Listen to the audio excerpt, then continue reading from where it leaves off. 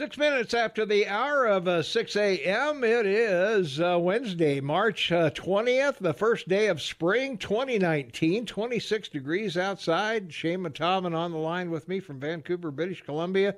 Half man, half amazing, and fighting allergies, and but he is nice and pink. You know, he got out and got some sun yesterday, I guess. 72 degrees here yesterday. Wow, holy smokes. So that makes today a double hump day. How can you be at 72 degrees when you're further north than we are? Because I'm a Canadian. Well,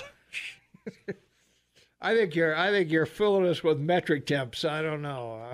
No, Google. Today it's going to be the same thing. Oh yeah. Yeah, and then it gets cloudy and rainy tomorrow and the rest of the week. Yeah. Well, we're not quite as lucky here, but we are. I'm falling asleep now. Are you okay? Well, we are having some warm temperatures. 42 will be our high today. 22 our overnight low, and sunny all day. 44 tomorrow with an overnight low of 21 and partly cloudy, and 43 on Friday. 27 degrees will be the overnight low and partly cloudy again. And then we might have just a chance of precip, only about a 20% chance of anything happening on Saturday. 42 will be the high on Saturday, 29 the overnight low. And then it drops down to 36 on Sunday, and we do have some rain and snow in the forecast. They are predicting 1 to 3 inches of one or the other, so I think we may get some snow. That may be what you're getting right now, or you're going to get in the next couple of days, Shane, and it'll move down to greet us. But moving into Monday and Tuesday, 43 and 48 respectively, 48 on Wednesday as well, and so it's going to be a pretty nice 5 or 6 days getting rid of some of this snow and on the side streets, sidewalks, whatever, make it a little safer getting around. I shouldn't tell you, but I will. All of our snow is gone. Yeah, I don't want to hear it. Ours is about the height of the Baxter in most places. Yeah. they don't have any place to pile it anymore. That's right. That's right. We were driving by the Meadowbrook School the other day, and where they've cleaned off the parking lot is taller than the school. Yeah, that's right. Yeah. Wow. Well, yeah, that's gonna wrap it up for weather. Well, let me give you temperatures around the area. Obviously, Livingston's 23 degrees. Manhattan is 13 right now. Three Forks is 11. Gallatin Gateway is 24. Ennis is 14. Gardner is 17. Big Sky's 19 degrees and clear. And at the airport over in Belgrade, it is 18 degrees and clear. And we're right now, we are at 26 degrees over here. So we're pretty nice. So looking good. So we're on our way to our high of 42 today. So let's hope we get there and do that. So yeah. Anyway, well, today in history, Shane, a lot of things happen here. The Brits are at it again. They can't help themselves. I know, 1413. That's even before Columbus. I mean, come on. That's 80 years before Columbus. Well, in 1413, King Henry IV died, and 1727, Sir Isaac Newton, who had the apple fall on his head and discovered gravity, I guess, or first made a big deal out of it. But it is a big deal. And it is a pretty big deal, yeah. Here's why. The only proven science is mathematics. Yep. So when you hear everybody talk on television about the New Deal, the Green Deal, the Great Deal, and global warming, that's all theory. Remember, folks, it's not science, it's theory, because when you ask them, it's always theory. But this guy, he proved math. Yep. And now math is no longer a theory. Yep. Now they develop theories of math, but because of this great wonder, math today has, walk out your door and look at every building or whatever you see built by man. This guy made it possible. Yeah. Well, you have a theory of relativity. We can't prove it, but it's pretty. They think it's pretty accurate. Yeah, things like that. And there are theorems in math. The shortest distance between two points in a straight line and things like that. They're pretty hard to disprove. You would say he would be the father of engineering, I think. Yeah. Well, the other thing, too, is a lot of people don't know is the reason planets are round is because gravity pulls the land into the center. And that's why our planets are round, or sort of round. I think the Earth is really pear-shaped, sort of pear-shaped, but I don't know. Anyway. Yeah, it's something a little like odd. Yeah, it's like a squash tennis ball. Yeah, there you go. 1815, Napoleon Bonaparte entered Paris during his 100 days rule. Amazing experience. A man gets sent to an island after being emperor of Europe and conquering it. And then he successfully, on the 20th of March, 1815, is snuck ashore and his guard meets him, and they march back to Paris, and he takes over. And, of course, we all know what happened after that. Yeah. Wellington defeats him in a major battle called Waterloo. Waterloo. Yep, that was his Waterloo. Well, in 1816, the Supreme Court affirmed the right to review state court decisions. I guess up until that time, the states were on their own, and the Supreme Court kind of stayed out of everybody's hair. But and we got to talk a little bit sometime about SCOTUS today because it's important. Okay, we can do that. Let's see, 1828, actually, playwright Henrik Ibsen was born in Skien, Norway. Who knows? I can't think of a single play or anything Heinrich wrote. Well, he's famous enough to have made the list. I guess that's it. Well, 1928, he was born, so I don't know. We'll keep an eye on him. We'll watch. Yeah, we'll watch to see if he shows up again. 1852, Harriet Beecher Stowe's novel about slavery, Uncle Tom's Cabin, was published. That was quite a book at that time, right before the Civil War, actually. That's right. And, Uncle Tom, that's that expression we've heard, you and I, for the last, 50 years? Well, Whoa. At least that long, if not longer. Yeah. 1969, rock musician John Lennon of the Beatles married Yoko Ono in Gibraltar, and that pretty well sealed the fate of the Beatles. They didn't like her, she didn't like them, and they just kind of fell apart after that. So, there you go. Well, in 1987, the Food and Drug Administration approved the sale of AZT, a drug shown to prolong the lives of some AIDS patients. So they come a long way with AIDS. A lot of azithromycin. Yeah, and I think it was a Yale undergraduate or a Yale graduate student working in the lab that mixed together some chemicals by accident and in a petri dish, and resulting in a response to the virus. Yeah. And that was the beginning of the end. And now it's a manageable disease, and people can survive this virus like they do diabetes with the right medication and so forth. It's no longer a killer disease. Yeah, they've come a long way where they've really put it into remission with some people, and it's and they announced 2 weeks ago they've cured people in England. Supposedly, that they've eradicated it in certain people that are, I guess, susceptible to the drugs that they give them, and that's right. That's good news for a lot of people. Well, in 1995, a doomsday cult released sarin nerve gas, in 5 Tokyo subway stations, killing 12 people and injuring more than 5,500. And that was a biggie, remember? All the way back in 1995, a few years later, they bombed the World Trade Center from the basement, and didn't bring it down though, but killed a few people and made quite a mess of the World Trade Center basement. Well, in 1996, a jury in Los Angeles convicted Eric and Lyle Menendez of first-degree murder in the shotgun slaying of their billionaire parents, and they are serving life without parole, as they should. 1996. Yeah. Well, we remember that trial. They wanted the money from mom and dad, and they staged a robbery kind of deal, or thought they could fool the cops with a robbery scheme gone bad, and just didn't work out. So it did. And, it's one of these things, it's just Wow, it's really amazing that. Well, the what do they call them? Silver spoon kids. Yeah, that's right. Something like that. Yeah. And just want the greed a little quicker than mom and dad are ready to hand it over to you. Yeah.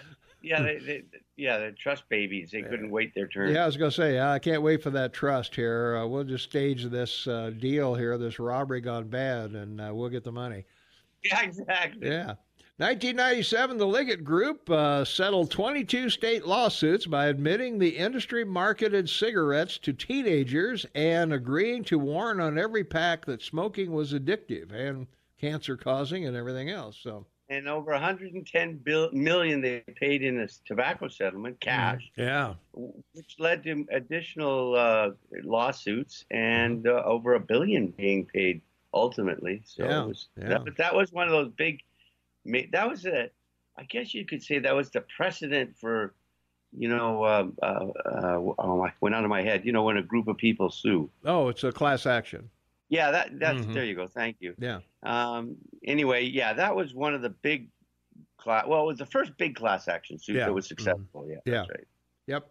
Yeah, it was. So, in 2004, the U.S. military charged 6 soldiers with abusing inmates at Abu Ghraib prison in Iraq. We all remember that. They were putting them on, had them on dog leashes, and they were putting them in pyramids and all kinds of things. They had video, Tom. You can't beat video. I mean, I know. Come on. Get video done.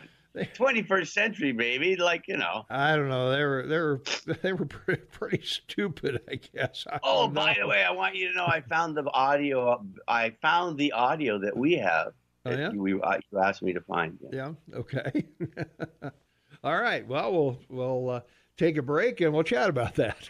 No. Just you and me on the phone. Well, that's what I mean. I'll chat with you while we take a break. All right. Okay. We'll be right back.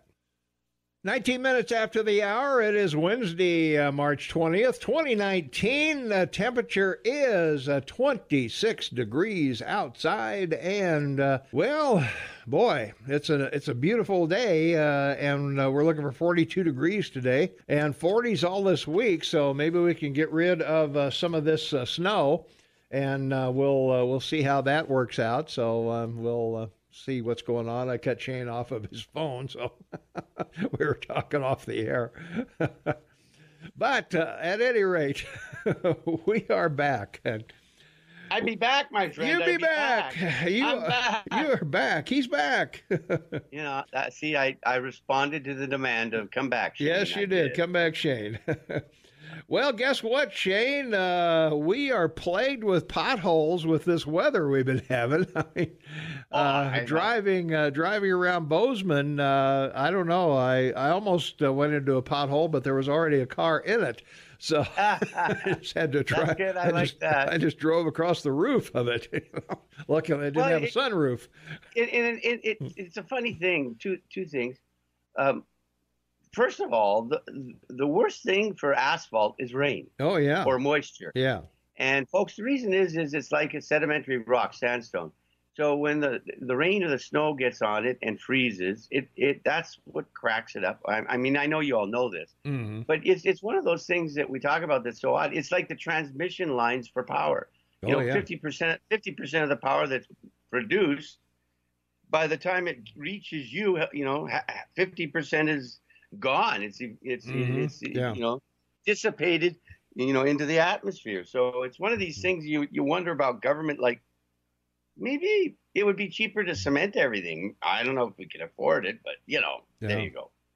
Well, and also with the with the snow melt and everything else, it's hard to seal up the patches because of the dampness. If it was dry, it'd be no big deal. But with all the but the record snowfall in February and minus 22 freezing temperatures in March and more in many places. There's it's like glacier ice. It's crazy, they said. Yeah. But I ever tell you? Oh, I don't have time for a story because we got stuff to do. Go. Well, that's all right. Well, you got time for a story. Okay, so I took a trip to Jakarta because this was back in the 90s when there was that big gold scam, and I was interested in looking at some oil reserves down there because the Dutch developed Indonesia, which is why the Japanese went and took it during World War II. The Japanese wanted all the gold and silver and the oil that the Dutch had developed. And anyway, so I get there, and it took 3 hours to get from the airport to the hotel. Wow. Yeah. Okay, so then we get all checked in. We have a meeting. We go over our plans, what we're going to do. And we decide we're going to go to dinner. So we go out and get in 3 cars. And it took us 2 hours to get to the restaurant. Now, here's the reason it took 2 hours to get to the restaurant. Wasn't because of the traffic we had coming in. Yeah. It was because the potholes in the road were so bad. You had to go slow. You couldn't go more than 18 miles an hour. Why is that? Well, the family controlled the highways and the taxes collected. Yeah. Which were, people paid to fix the highways, but right. Of course not. They never fixed the highways, just get the money. No, we just want the money. So yeah, we just want money. No, that was like Tokyo. We were going to Vietnam. We went over to Camp Zama in Tokyo. There you go. And it took us about an hour. We never got out of town, from the airport to Camp Zama, and Tokyo's a big place, but it did take us about an hour and without potholes to get there, and it was quite a trip, but just an amazing my first experience with Asian culture, and design and people and what they were buying and selling and all that stuff. So it was really an eye-opening experience at the time. So for a young, innocent, naive Midwestern farm boy that I was. Well, yeah, it's a culture shock, and it is, every way, their clothing, the size of the people, the language barrier, and the food. Every time, the smells of a city are all different. It's you don't smell deli in Tokyo. No, right? No, you don't. You smell sushi. Yeah, that's it. Yeah. Well, lawmakers are looking to hear a bill to legalize sports betting. That'll be kind of interesting. Montana Legislative Committee heard testimony Tuesday on a bill to legalize betting on college and professional sporting events and here's the kicker, Shane, as long as it's done in bars with full liquor licenses. So while you're in there getting drunk, and you can spend your whole family's paycheck on Seabiscuit in the Fifth. I mean, as if there isn't enough rivalry between Missoula and Bozeman, you have to intensify it with sports betting. Yeah, I was going to say the Cat Grizz game could be billions of dollars by the time it's done. But anyway, Republican Mark Bledsoe of Kalispell follows a 2018 U.S. Supreme Court ruling that allows states to legalize sports gambling. 8 states have sports gambling, while legislatures in at least 22 other states are considering it, according to an Associated Press analysis. And of course, it produces what, Shane? Taxes. Right. We'll tax your bet. So. And then I like this one because this is always a setup, right? We call it a tease in our business for you to stay and come and listen. Yeah. So Bozeman Airport opposes bill to increase aviation fuel tax. Right. So guess what's going to happen, Tom? What? They're going to announce a bill to increase aviation fuel tax.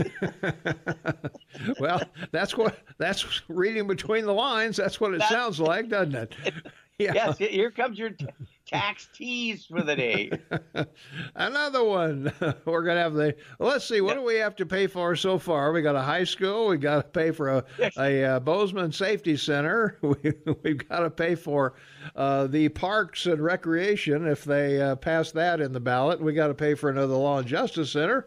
So, and now we get to pay more to fly. So, and how many hundreds of thousands of people live in Bozeman anyway? Well, I don't know if it's the people flying in and out of Bozeman. I think it's all the strangers coming here and spending a few days and then going back or whatever. I don't know, but that's one of the things we were going to talk about as we go through the morning here. And the other thing that's going on, heat records, twice as often as cold ones since 1999. For every every 2 days of heat, we've only had 1 day of cold. So, boy, what do you think, Shane? Global warming? Look at Florida. I mean, California. They've been in a 12-year drought. Yeah. Now they have more water than the state's history than they've ever had. Yep.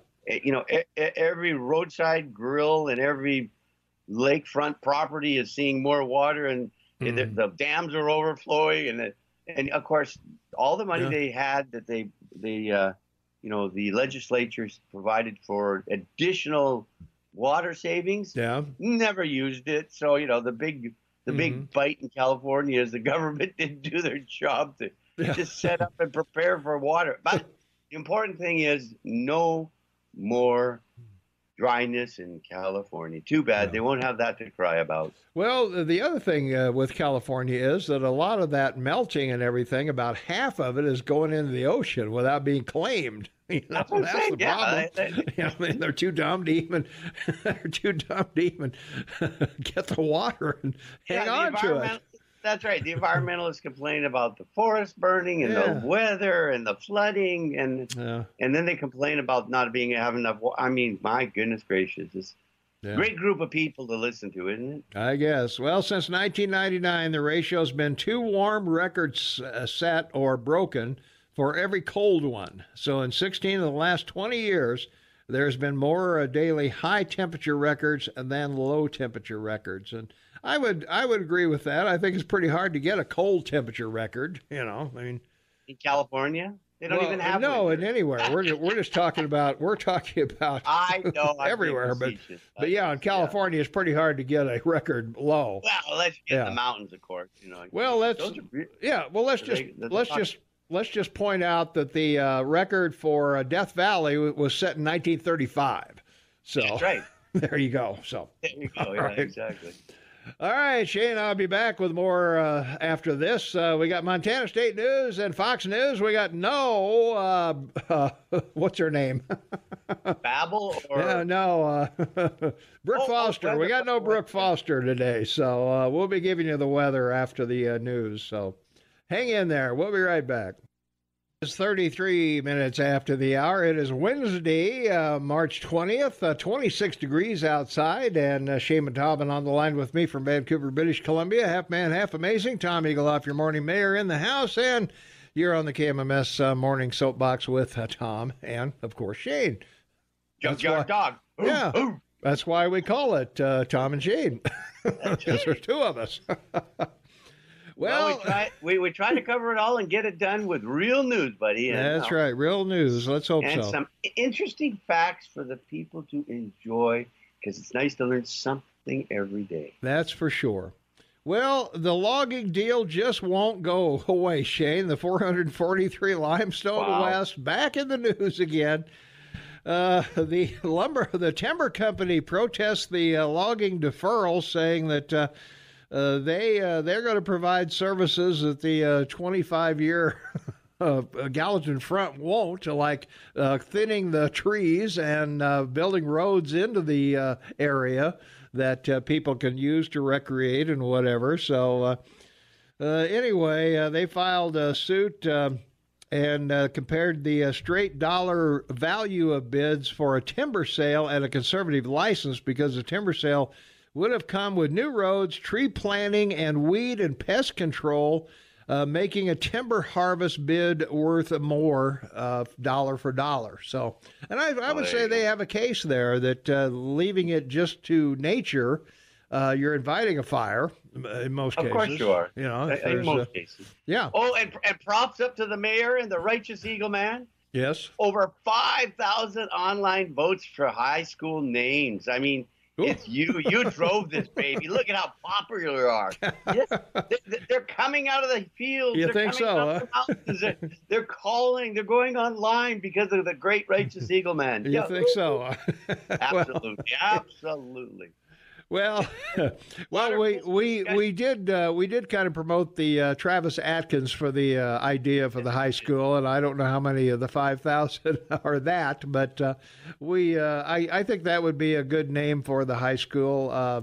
Nothing wrong with the names that have been provided other than the West Slope fish thing.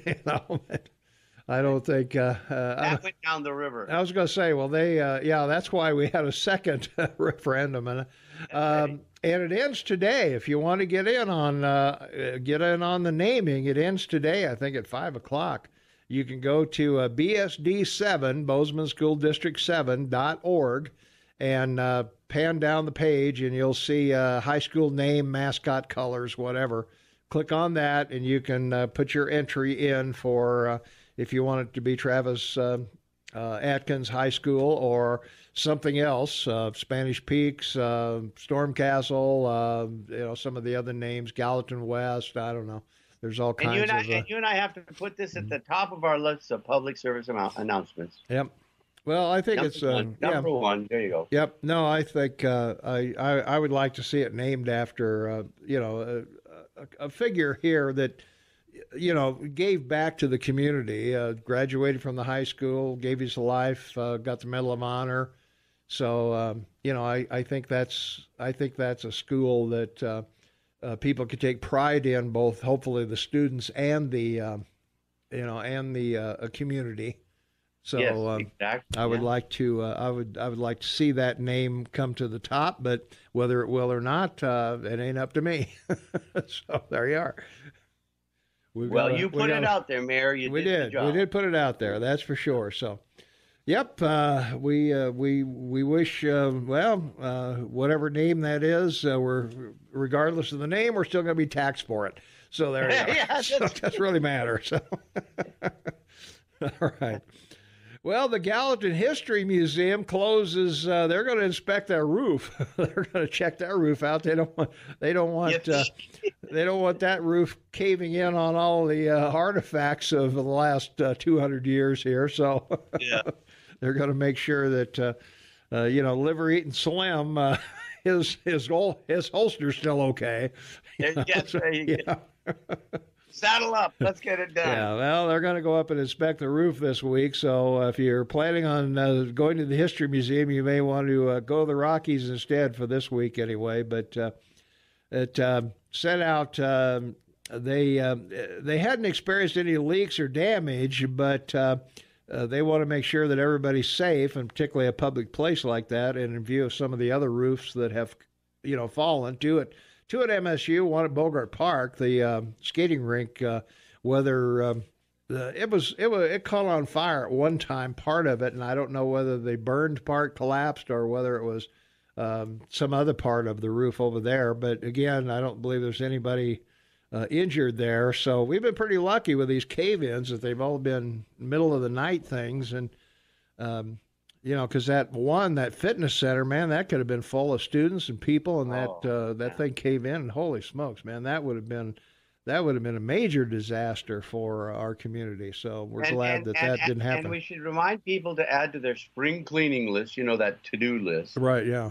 Climb up into your attic and check for water damage and leaks, because you don't want any problems underneath your roof. That's true. It's enough to keep them off your roof, but check for underneath your roof. Underneath your roof, because if you got any mold or mildew or things like that, obviously not safe. But also there is the weakening of the wood; it rots. So it doesn't take a big snowfall to cave it in if it's not good health. The biggest draw for termites is moisture in wood. Yeah, that's for sure.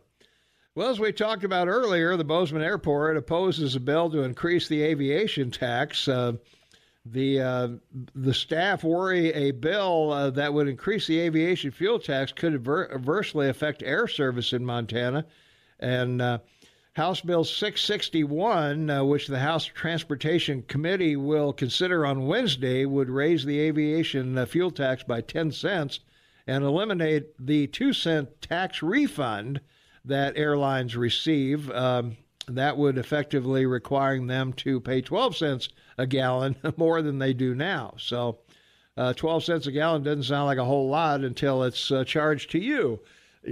So and our local gas has been going up quite a bit too. So and an airport's two biggest revenues are taxes on fuel, Mm-hmm. and then the gate tax, or lease, Right. because every gate you come out of from a plane is leased to an airline, Right. and they pay the right to park there, so to Mm-hmm. speak. Yep. Like you do downtown, but theirs is a lot more. It is a lot more. So. All right, we got to take a quick break here. No Noxitril, no babble. But you will have to endure Michael Savage. So we'll be right back. 14 minutes after the hour of 6 a.m. It is 14 minutes till the top of the hour. I can't read the clock anymore. Wednesday, March 20th, 2019. It is 14 minutes before 7 o'clock. If you got to be somewhere at 7 o'clock, you got 14 minutes to get there. So step on it. Well, be careful. It's wet out there. Yeah, we want everybody to get there safely. So step on it lightly. 26 degrees outside, looking for a high of 42 degrees today. And Shane Dobbin joins me from Vancouver, British Columbia. Half man, half amazing. Tom Eaglehoff in the house. Thank you very much for including us in your morning, KMMS Morning Soapbox. And, well, another thing that the Senate is supporting, a 1% resort tax for infrastructure. This is in cities smaller than 5,500 residents, so they can afford the sewer and water and things like that, and those will be paid by hotels, rental cars, things like that the resort folks attract. Yeah, well, millions come to your state every year because it's so beautiful. You should make them pay something for it. Well, I think that's fair, particularly in these small places where they don't have a lot of people they can tax to do a sewer, a water, or all of the things that folks need. And as I say, this is for communities with fewer than 5,500 residents, so they are pretty small areas. That's right. So should be a good thing. Past 33 to 16, it'll go to the House, and resort taxes can be levied on the retail cost of many goods and services in smaller towns whose economies rely mostly on business catering to tourists or people traveling through to get to tourist destinations. So the taxes cannot be levied on groceries or medicine or things like that. So especially on that alcohol that people visiting your state are going to be drinking. Well, there's sports betting. That's right. Yeah, we've got to. Yeah, let's. Maybe we should give them a free drink with every bet. What do you think? Yeah, exactly. That'll raise some money. And they'll get more people visiting your state. Yeah. Well, and then the communities can vote to levy a 3% resort tax if they want to. So I guess that'll be on the ballot. But I think a lot of them will probably vote for that because most of it is.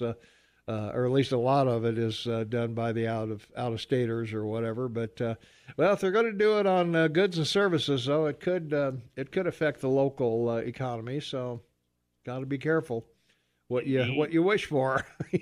You just might get it. Well, that. A lot going on here in Bozeman today for a Wednesday, Shane. I don't know. It always happens that way on the middle of the week, which is good for us. Well, that's true. Yep, always got things to talk about. So, let's see here. How much time we got here? I think I'm going to take this break a little early, Shane. When we come back, I want to talk about the USDA and. I tell you, man, if you're having breakfast, this is not going to go down well. So, finish up, take your Tums. This is not a nice story that I'm going to impart to you, but it's I think it's something we all need to be aware of anyway. So, we'll be right back with that right after this. 6 minutes before the top of the hour. It's Wednesday, March 20th, 2019, 26 degrees outside. Shane Dobbin on the line with me from Vancouver, British Columbia. Half man, half amazing. Tom Eaglehoff, your morning mayor in the house. And it is the KMMS Morning Soapbox. And I'm going to get on the soapbox right now because I am a animal lover, Shane. We got 2 dogs. We got a cat. We've had 2 cats, 3 dogs in the past. We don't have any children that speak English, so we have dogs and cats as our family, and you see these SBCA commercials on the TV about, donate, say, and they show the animals shivering in cages or, out in the snow, or I got to change the channel. I cannot watch that. I got to change it, man. I can't watch that. So, I can watch the starving kids in Ecuador, but I can't watch those animals. No, But anyway, so anytime there's animal abuse, and I certainly don't like it. I don't even like to talk about it. But when it's your own government, then there's, we have to say something about it. And this is the USDA, the United States Department of Agriculture. They have an agricultural research service, animal parasitic disease laboratory in Beltsville, Maryland. And according to NBC News, the investigation found that more than 400 dogs from Colombia, Brazil, and Vietnam, as well as 100 cats from China and Ethiopia, were euthanized for lab food. Ouch. They're killed for food. And apparently, the lab also breeds kittens in order to carry out research on the parasite Toxoplasma gondii, or gondii, I guess, or whatever. Cats are the only host animal for the parasite's eggs, and these cats were fed brain and muscle tissue from intentionally infected cats. This month, lawmakers announced they would introduce legislation to prevent the lab from infecting cats with the parasite, and then later euthanizing or incinerating those cats after researchers collected the parasites from the animal feces, according to the report. So here's some details that you'll love. 42 cats purchased in China were killed for their hearts, and tongues were shipped to the USDA lab and injected into mice. 48 stray cats rounded up in Ethiopia were killed, and their hearts were shipped to the lab and fed to mice. 34 cats purchased at a Chinese meat market were killed, and their tongues, brains, and hearts were fed to USDA lab cats. 309 dogs acquired from a shelter in Colombia were killed, and their brains, tongues, and hearts were fed to USDA lab cats. 120 unclaimed Brazilian shelter dogs were killed, and the tongues, brains, and hearts of 20 of them were fed to lab cats. And 42 dogs destined for a Vietnamese meat market were purchased and killed. The hearts, brains, and tongues of some of the dogs were fed to the USDA lab cats. So give me a frigging break. Yeah, right? Now the context. So the USDA was formed May 15th, 1862, 156 years ago, became cabinet status February 15th, 1889. Wow. And its headquarters in the Jamie L. Whiten Building, Washington, D.C., 105,000 employees with a budget of $151 billion. Now, why so much money, you may ask? Here you may not know this. 80% or $141 billion of that budget is for food stamps, known as the Food and Nutrition Service Supplementary Nutritional Assistance Program. So now, folks, you know where the food stamp money comes from is the USDA. Yeah. Well, to put this in even better perspective, though the lab's research has achieved some discoveries related to toxoplasmosis, according to a report by co-author Jim Keane, a former USDA scientist, the lab hasn't released any major breakthroughs in this area for 20 years. That's 20 right. years they haven't found anything, but they've been killing these animals all along and just business as usual. And I'm sorry. I think, I realize we're probably overpopulated with dogs and cats, but I don't know. There needs to be I don't know. One of the largest class action suits, because we talked about it earlier, was against the USDA in 1999, the Pigford versus Glickman case, which was about the discrimination by this agency against farmers for the various backgrounds, denying them loans and access to other programs that they provide. Mm-hmm. So that went to the Supreme Court. They won, and the USDA paid out $1 billion to 13,300 African-American farmers. Wow. For the civil rights claims that they've been discriminated against. So there you go. That's an interesting case. We should ask our legal authority on Friday about. Yeah, we should. Yeah, the other thing too, and we've got to get out of here and take a break, but everybody was up in arms about animals being used to test cosmetics, all that stuff, and that kind of went away. So maybe shedding a light on this will make this go away as well. But I don't know. I read this. I couldn't believe it that our nation would stoop to that kind of barbaric behavior, for this stupid parasite when they haven't found anything about it in 20 years. Give me a break. All right. We'll be back with more right after the news at the top of the hour. 3 minutes after the hour of 7 a.m. It's Wednesday, March 20th, 2019, 25 degrees outside. Shane Montalban on the line with me from Vancouver, British Columbia, and Tommy Goloff, your morning mayor, in the house. And we don't have Brooke Foster weather, so I'm going to give you the weather for the next couple of days. 42 is our expected high today, 22 the overnight low. It's going to be sunny all day today, and 44 will be the high tomorrow, 21 the overnight low, partly cloudy. Moving into Friday, it'll be 43 and partly cloudy, 27 the overnight low, 42 on Saturday as well. And then on Sunday, down to 36 degrees. We'll have a little rain and snow maybe coming in, 1 to 3 inches predicted, but it's a pretty good chance. They got about a 70% chance, but we'll see how that plays out between now and the actual weekend getting here.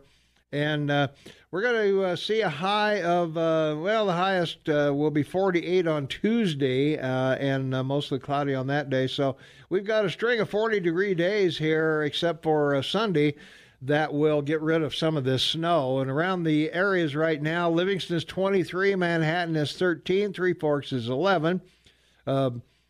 Gallatin Gateway is 24 degrees. Ennis is 14. Gardner is 17. Big Sky is 19. At the airport in Belgrade, it's 18 degrees right now. And we're right at 25 here at our lavishly appointed studios in downtown Bozeman, Montana, as we move into the hour here. And Shay, before we get to the 5 things you need to know, a couple things that have come up in the last day or so that we need to talk about is the Democrats, again, are going a little wild on the getting rid of the Electoral College, 16 for the voting age, a lot of trying to think what the other things are. and I want to cover this one because it's really important. Everyone listening needs to know this, so when they talk to their friends, they can have a discussion. And that's the composition and size of the Supreme Court. So if you'll allow me that was the other one. That was the other one, yeah. Okay, so here we go. Article 3 of the United States Constitution does not specify the number of justices, only that the executive president appoints them and the Senate approves them. But the Judiciary Act of 1789 called for the appointment of 6 judges.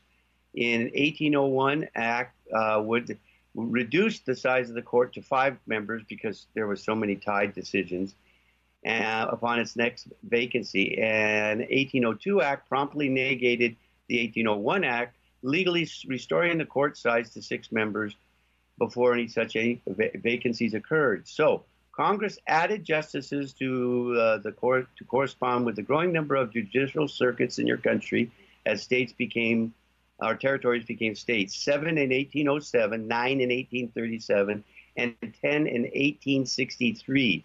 In 1866, at the behest of Chief Justice Chase, Congress passed an act providing that next 3 justices to retire would not be replaced, which would thin the bench to 7 justices by attrition.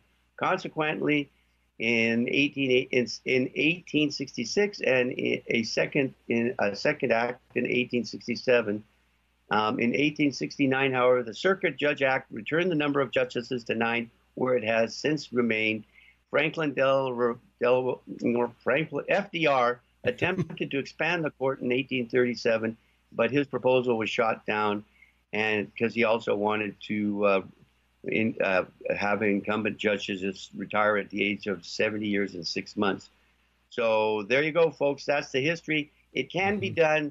but it takes an act of Congress, and the House, the Senate to approve it, and the president to sign it. Won't happen under this administration, but now you know the rule and how the composition of the court can be changed. Yeah.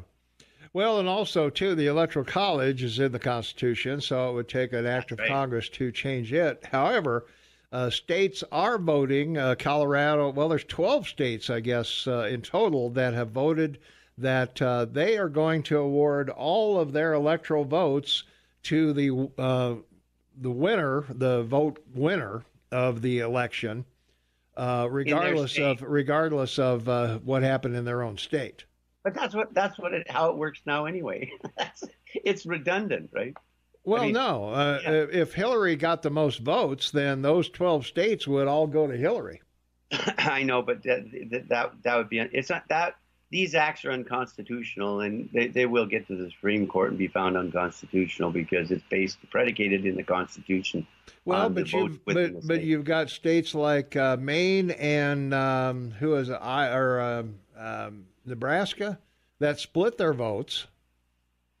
Yeah, I appreciate that, but I'm just saying under the guidelines of how it's set up right now, these states passing, it's the same thing we discussed about concern over Roe versus Wade, to passing all these abortion rules and guidelines. Yeah. Because if it gets sent back to them, they'll already have them in place. So trying to change the Electoral College those cases will be challenged, go to the Supreme Court and lose because they're unconstitutional. Well, they would have to get enough states to have 270 votes for it to even be considered by the Supreme Court.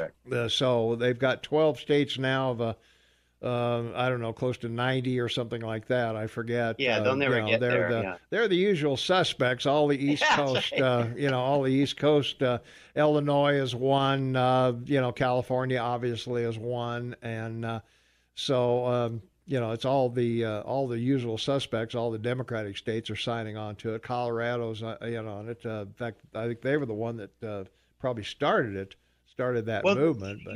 But the thing about it is that this whole concept your founding fathers came up with, they argued over this for a very long time. It was one of the biggest things they argued over because the South had no population, the North had it all. Yeah. And they had to come up with a system that would fairly represent everybody and provide for an equal representation within the government, and particularly in the election of the president. So we'll see where it goes, but ain't going to happen in our lifetime. Yeah. Well, I think it'll be pretty hard to get that done, because I think a lot of states would feel that they might upset an election and, be unhappy with that, and then they're going to have to go back and change it, and then they'd want to go back and change it again. So, right. And we've gone through this, and we could sometime in the future, but the process to go through this, you need 2/3 of the House, 2/3 of the Senate, the president signing a constitutional amendment. That's what would require what they're trying to do. Yeah. And they know they'll never get that either. They'll never get that. No, that's not going to happen. There's no way 2/3 of the states are going to give up this position. No, it's just not going to happen. I don't think so. And even if the House was fully Democrat and or House and Senate and president were all Democrats, I don't think they would sign off on that. Well, it'd be the end of your republic, because only urban, you'd only need New York, California, Washington, and Oregon to decide every state. Yeah. I mean, every president. You would. Yeah. 4 states out of 50 decide the president every 4 years. Isn't going to happen. Sure. It ain't going to happen. Well, the purpose of any election is to make your opponent waste votes, and that's what they did exactly with Hillary. They got her to waste 3 million votes in a district she won anyway. So, yeah, that's right. So, should I kowtow to those 3 million people in that one section of either Florida, New York, or wherever it was, to decide my president? Do I not have a say in it? And the Electoral College gives me a say. Well, and, it's another reflection of the Democrats shooting themselves in the foot.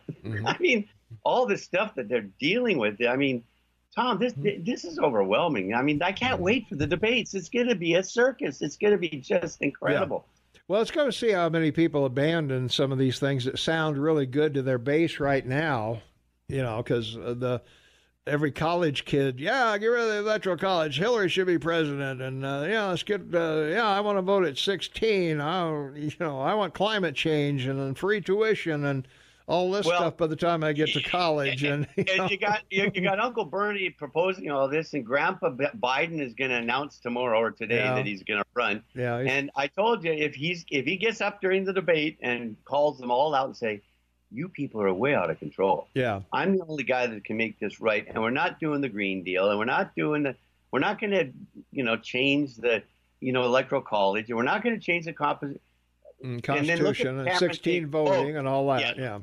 I'm the only guy in the stage that understands how wrong all the rest of these people are. Yeah. Listen to me. Yeah. The guy that gets up and does that wins the Democratic nomination. You think he wins the nomination, huh? Well, we'll see. Well, I don't know. The Mueller report's not out yet.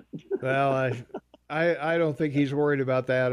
His biggest worry was, he looked at Beto raising $6 million in 24 hours, and Bernie's got the same thing going on, and he was concerned, am I going to be able to raise enough money to go after these guys? And so apparently he talked to some pretty big donors, and I guess they assured him that if he wants to run, they'll provide the finance. So I think Biden will be $50 million right off before the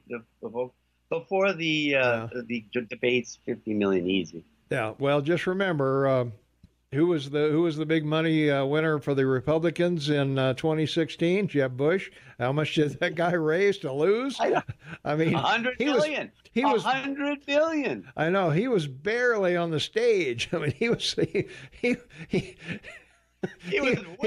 at the end. He was an usher when the debate was going on. If he wasn't being called on, I mean, he was down helping people find their seats. He couldn't buy a question. Oh, is that a TV game show? Can I buy a question? Yeah. He couldn't buy a vowel. Yeah, that's right.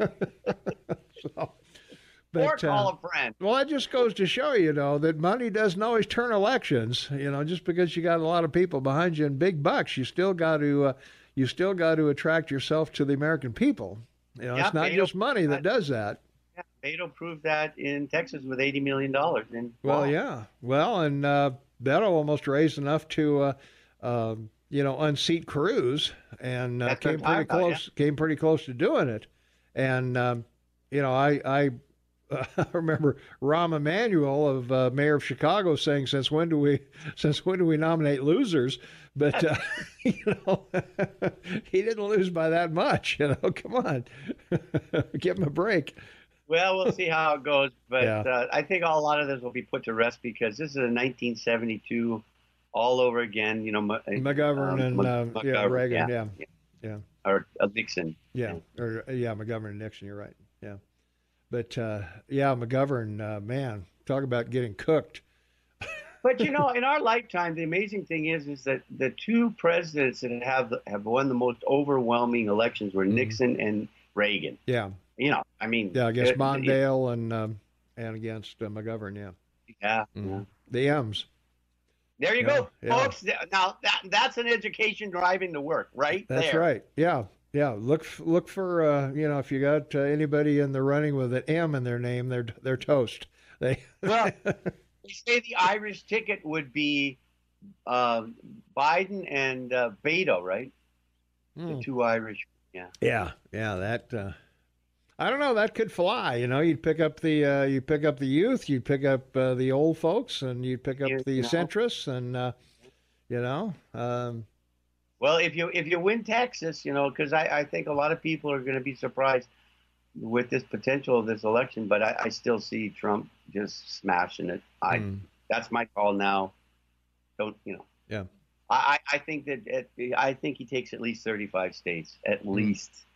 Well, it'd be hard to, as I say, the debates and what they finally end up with, because I think the independents aren't going to go for 16 voting age and electoral college abolishment and Supreme Court pact and all of that stuff. So they're going to be pretty left during the debates, I think. But whoever the candidate is, they're going to have to move back toward the center somewhere. That's right. And whether or not they can do that or not, that's the whole. That's right. That's the whole story. And you and I have talked about the oil and gas industry for 8 years. Mm-hmm. And folks, 90% of everything you walk through every day has got oil in it. I mean, it's the petrochemical industry provides everything for your economy to exist. I mean, these people don't even know what they're talking about, Tom, when they talk about this Green Deal. I mean, seriously, it's craziness, just crazy. As I say, it sounds good to people there, that they spend all their time around. Nobody knows how to do it. Nobody knows how to get rid of fossil fuels and what's going to replace it. As we've said for years, alternative energies are going to come eventually. They just will. But all President Trump has to do is text this: no oil or gas, no social networking or cell phones. Yeah, that's it right there. Pretty well take care of it. Yeah, if you want to see what life will be like without it. Yeah. There you go. Well, you know what they say. You know what socialists use for light before candles? Electricity. That's right. All right.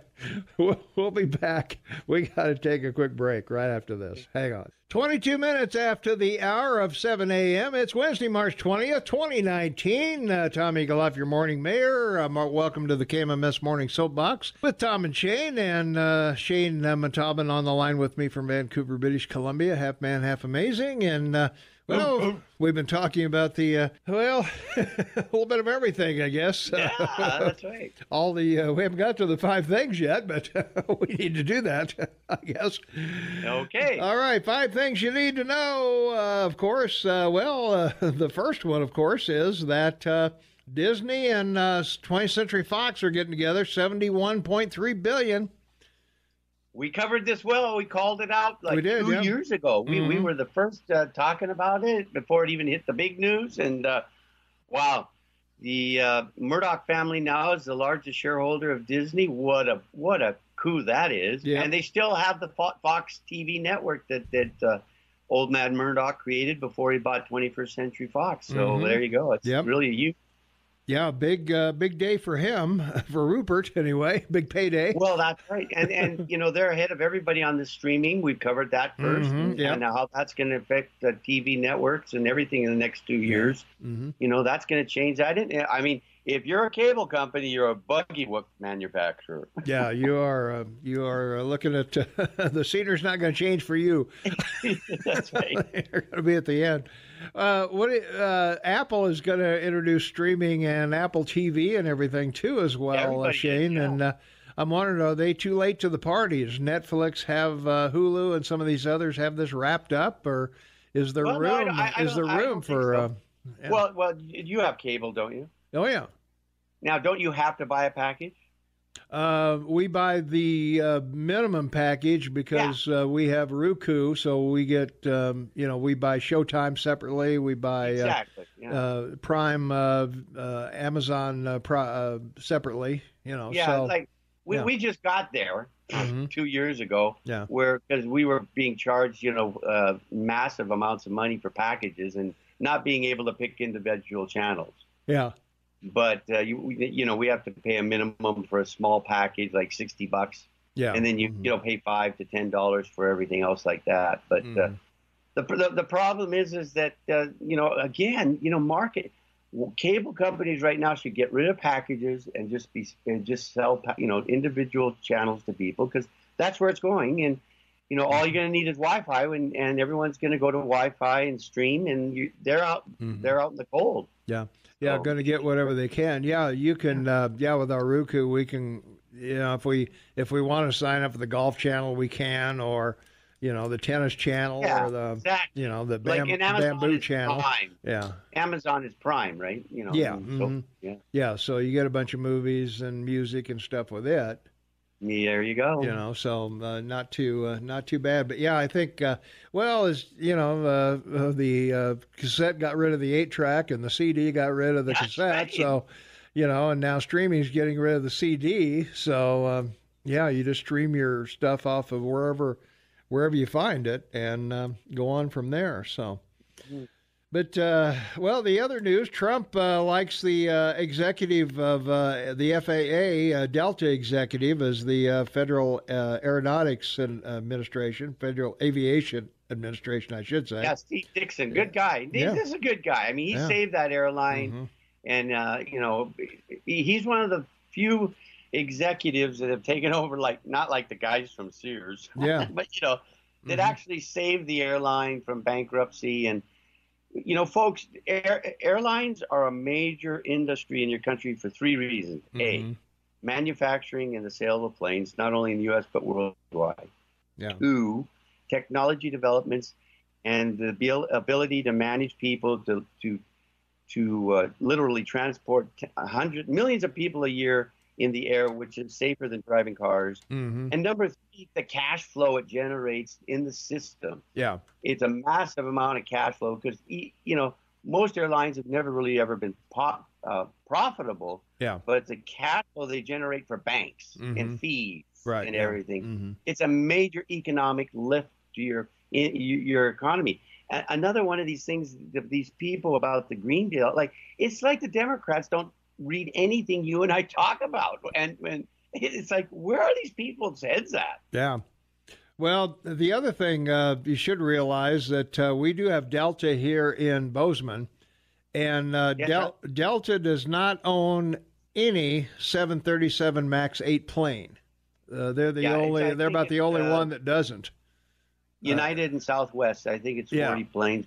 United and Southwest. They've got some, but Delta has none. So if you want to make sure that you never get on a 737 MAX 8, fly Delta wherever you're going. But they have orders because Delta they have orders, but they haven't got them yet. So Boeing's got 4,500 orders. I know. Yeah. So this is a huge thing. Yeah. Well, it's those are around the world too. They're not all domestic, I don't believe, but could be.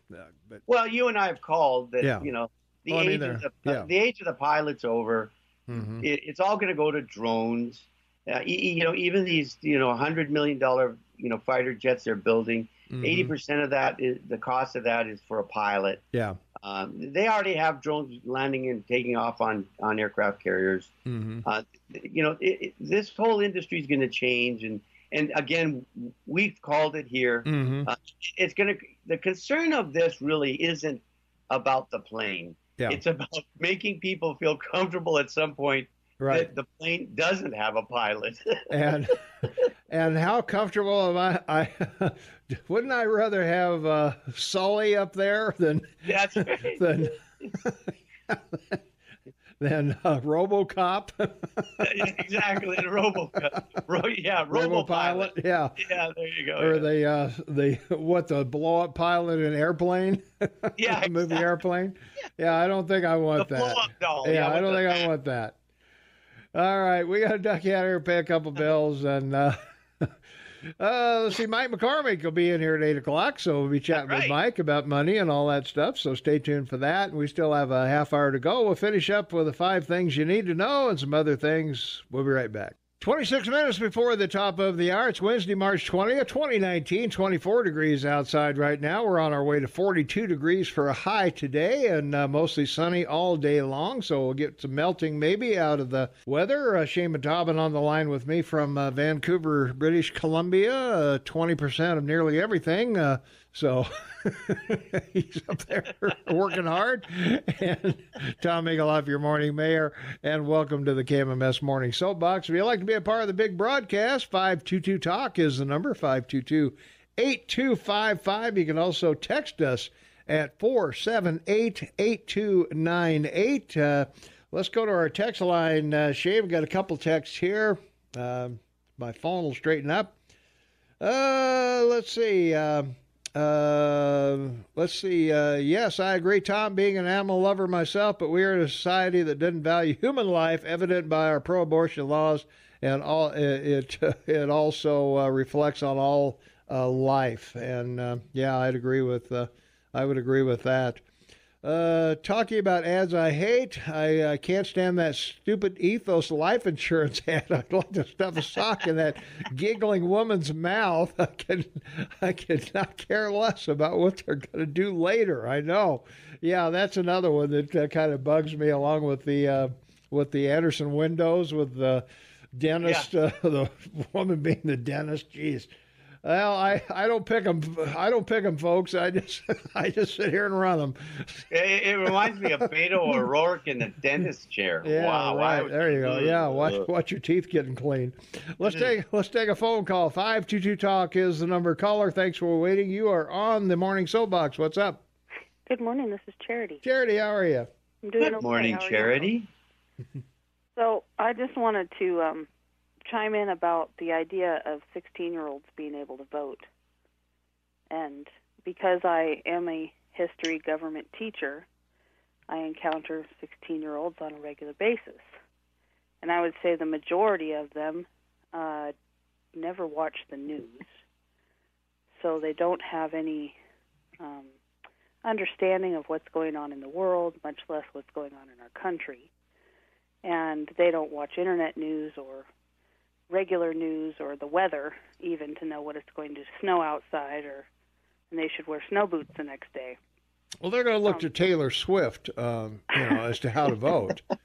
Well, I find that when I teach government, especially government to the high school kids or whatever, that this is the first time where they've actually been challenged to think, to formulate their own thoughts about what it is that they're witnessing. And I feel like I had a different education than that, and maybe you two did because you're older than I am, but that even by the time a student is 18, unless they've had someone that really challenges that ability for them to be a critical thinker and to assess history and current events against each other, there really has been nothing in their life that has allowed them to formulate opinions, because their opinions generally are only based on empathy. And what I mean by that is just simply that, if you are a person who has had the privilege as a teenager of having been able to travel, you may have gone to another country and you may feel bad about the way that certain people there live, but you never really understand why they live that way. And and most teenagers, I think, are fairly self-absorbed. They're just thinking about what they can do when they get out of class to entertain themselves, and whether that's to go out snowmobiling with their friends or what TV show they might watch. That's about as far as they think about things. Yeah, they're head to the mall. Yes, and I think that you guys can agree that when you were 18, that it was even a different world than now that there are 18-year-olds. Because we had to pass a government test before we could go from grade school to high school. Right. we had to know how a bill was made and the various things. And when I got into high school, I had a teacher, Miss Frost, who taught what was called American Problems. And she was great. She was very tough, and but she presented the material in a way that we could grasp it and understand it, and think about it. She encouraged us to discuss these things in class, and obviously this was right around the time of the civil rights movement was just getting started and things like that. So we had quite a bit to talk about. Vietnam War was going on, or had started, or the Indochina was in its infancy. But we finished World War II and the Korean War not long ago. So we had quite a lot of discussions about where America was going and what was going to happen. Mm-hmm. And I feel for me, it was my sixth grade teacher at Will James, a history teacher. He opened my world to social studies and history and everything. Yeah, that's awesome because I just feel like for me, I have one semester in which to teach forms of government, that's not enough to really. I mean, it's enough to wet their lips. Well, don't you also have to teach charity from a standardized test? Don't schools require standardized tests? Public schools, I think, do, but I'm not sure about other schools. Because I teach at a private school, and I've also taught a lot of homeschool kids too. But but I think the public schools they have a particular standard test you have to pass, and that's all they teach. So a lot of these kids don't know a lot about government because it's they're more into other things, more liberal art things and whatever. And the things that are required, I believe, from the standardized testing is a lot of, as far as history goes, a lot of dates. Yeah. Which is pointless in my opinion if you don't remember the context of what the event took place. I know I can never remember the War of 1812 when that was. Well, the U.S. Constitution is like 26 pages. Kids at that age should memorize it. I was going to say you should be able to read it. We had to memorize. Yeah, we had to memorize Gettysburg Address. Yeah, and recite it in class. Come on. I highly doubt that people are that teenagers even know what the Gettysburg Address is anymore. No, I don't think so. Well, it's not on the standardized test, so why bother teaching it? And it was 150 years ago, so who cares? Mm-hmm. And I've had the privilege of teaching about the First Amendments to the Constitution, too. Mm-hmm. And that brings up a whole different side of what kids have never thought about before. Oh, yeah. What's free speech? What can you say? What can't you say? What can you say? What can't you say? And I feel like just the fact that I've had the ability, or the privilege, I'll call it, to be able to teach those has really helped me pay attention more to what's happening in the news. And what I know from having studied case history and stuff is, number one, how case history influences law, and how the Supreme Court has, over time formulated law rather than law coming from the Congress, which it's supposed to. Right. But then also just knowing what is constitutional and what is not constitutional, and watching the deterioration and the degradation of our foundation being pulled out from under us. So anyway, some of the stuff, is just too big. It's larger than the people that are in it, and you can't go back. There's too much water under a bridge.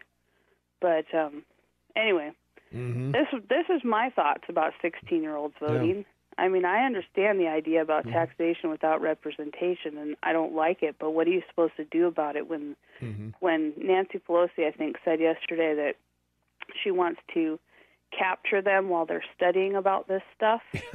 And has she been to an inner-city school lately? I know. It's like the average student who's learning about this stuff can barely read and write.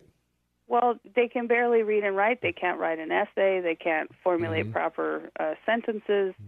And they're being taught socialism. Yeah. It's being shoved down their throats without them even knowing that they're being indoctrinated with that stuff. So why not? Yeah. If that's the way that many of our older adults want to go towards socialism, then why not capture the children while the public school system is... There you go. Sorry, I got to go. But, hey, thanks for the call, Charity. Appreciate it. Yeah, thanks a lot. All right, we'll be right back right after these important words. 12 minutes before the top of the hour, Mike McCormick will join us at 8 o'clock. We'll be talking about money and the markets and all of that kind of stuff. From our text line, 478-8298. Hi, guys. Here's the problem with those ads. It is like the Penthouse Forum. Ads should be based on something that might actually happen to you. There you go. So apparently the guy in the ad is not going to get as lucky as the woman's giggling would make it sound. So there you go. Let's see. And, so I just want to give my 2 cents on the 16-year-old vote. I think the demos have brought this up as a topic to talk about for one reason. Mm-hmm. The Dems are losing the black African vote. And I think that we've talked about this. They need the 16s to make up for it? Yeah, and I think if the Republicans get to 20%, as we've discussed, it's the death knell of the Republican Party. So I don't think they believe they're going to be successful getting the Mexican vote. So now they got to go somewhere else. There you go. From our text line, 478-8298, I had to learn that the War of 1812 had nothing to do with the 1812 overture. So there you are. So I guess I didn't even know that. So. And the 1812 overture was Tchaikovsky, and it was a celebration of the Russians pushing Napoleon out of Moscow and driving him out of Russia. And also the Lone Ranger and Tano. So that's right. So, in that order. Why not? Hey, we didn't have to pay any copyright on that song, so that's right. That's why they used it back in the day. So we appreciate all our texters out there keeping us up to speed on all of this stuff that's going on here. So. Well, back to our 5 things you need to know. The next one, I guess, is that the Catholics are taking it pretty rough here lately. West Virginia Attorney General is going to sue the Catholic Diocese, says that the diocese knowingly hired pedophiles in knowing that they were and put them in the diocese anyway. So he's filed a lawsuit regarding that. So. But we might also, or I'll suggest that this is his way of diverting his issue about the sexual abuse accusations against him and trying to deal with the deal. Oh no, was that the lieutenant governor? Yeah, No, this is the Attorney General. Yeah, this is. I apologize to the listeners. Yeah, this is the other guy. So anyway, they're going to bring a lawsuit. The diocese, which covers the whole state, released a statement Tuesday saying it strongly and unconditionally rejects the complaint assertion that the diocese is not wholly committed to the protection of children. Well, I don't know. The history of moving priests around from diocese to diocese when they get in trouble is pretty evident. I mean, that's been in the books for quite a few years. So. I don't know. It's really hard to.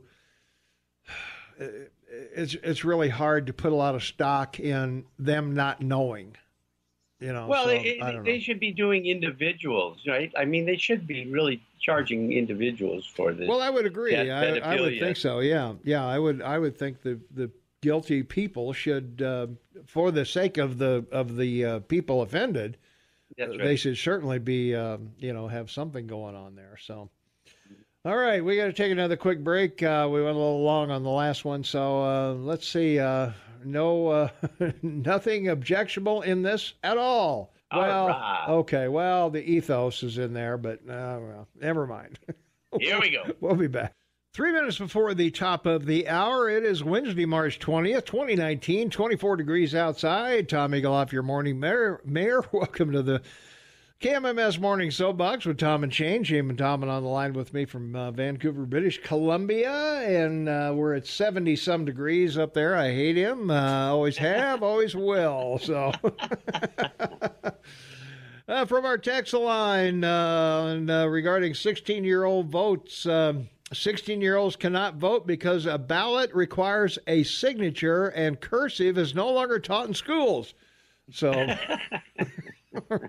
I was going to say it's a contract and a kid can't sign a contract. There you go. Maybe that's it. I don't know. That would be the way to get around it, that they're not able to sign a contract, or the kid has to go into the voting booth with the parent, as long as they've got a red MAGA hat on. There you go. Yeah, all right. No, they don't have to have a red MAGA hat. All right. So they can have any hat on. Yeah. Have an Obama T-shirt, so no problem. That's right. There you go. I mean, what are we going to say? Yeah. Okay, Mozambique, man, they got a big cyclone over there. Boy, the most flooding in 20 years. Death toll 200 in Mozambique, 98 in Zimbabwe, and 56 in Malawi. But the final numbers expected to top 1,000 by the time they get through. The Red Cross says at least 400,000 people have likely lost their homes in central Mozambique, and the cyclone destroyed up to 90% of the second largest port there. a city of 500,000 that also provides access to landlocked countries in the region. So that's a big deal for those poor folks in that area. So just to make a point, I'm not trying to be coarse here. Every life is precious, and the fact that we lose it, it's good that they report the loss of life, but just so everybody knows, up to this date in 2019, 12 million people have passed. That's 1.8 per second, 106 per minute, 6,300 an hour, 153,000 per day, 4.6 million per month, and 56 million people will pass this year. Yeah. So it's a natural process that people, as we all know, will pass, and we pray for all those that do, and certainly in disasters. Yeah. Let's take one quick call here. We got about a minute left. Caller, you're on the air. What's going on? Hey, this is Aaron. How you guys doing? Good. Hey, remember when Obama was elected and all those schools changed their name to Barack Obama High School? All right. Why can't we name this one the Donald J. Trump High School? Why not? Well, there you go. I'm sure everybody would go for that. Yeah. Can you imagine the outrage the media would have with that? Oh, my God. Nice big gold Trump on the high school, and they'd have gold uniforms and gold shoes, and oh, my God. Hey, you guys have a good day. All right, thanks, Aaron. Yeah, can you imagine that at the ceremony? You know how Trump always points out at all the media at his speeches, the first guy up on the podium and go, look at all the press we have here. It looks like the Academy Awards. Right, yeah, there you go.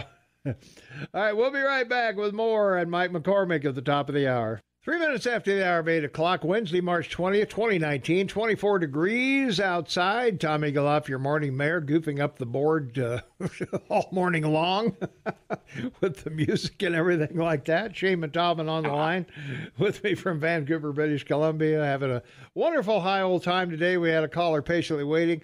Mike McCormick will not be in this morning. I remember him mentioning spring break, so I think he's taking the kids and somewhere, so it'll be Shane and I on the callers for the next hour. So, caller, you can start us off. What's going on? Hey, thanks for having me. This is Troy Downing. Yeah, and, Troy. How you doing? Hey, I'm doing great. The sun's shining. I'm smiling. It's a great day. All right. But, hey, this is kind of a serious thing, and time is a little bit of the essence, and it might be past. And I know you guys have spoken about this before, but I wanted to talk about Staff Sergeant Travis Atkins. Yeah. And as you know, and I know most of your listeners know, he was posthumously awarded the Medal of Honor recently. Right. And one of the conversations that's going on right now is the naming of the new high school in Bozeman.